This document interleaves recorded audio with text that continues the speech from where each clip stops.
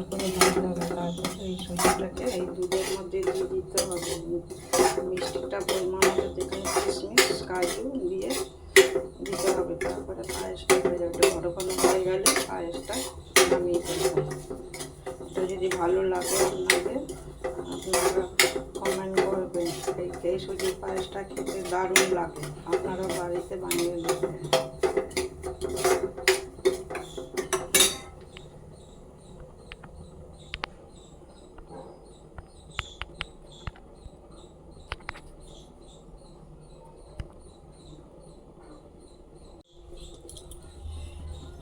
এটাকে এবার ভাজতে হবে।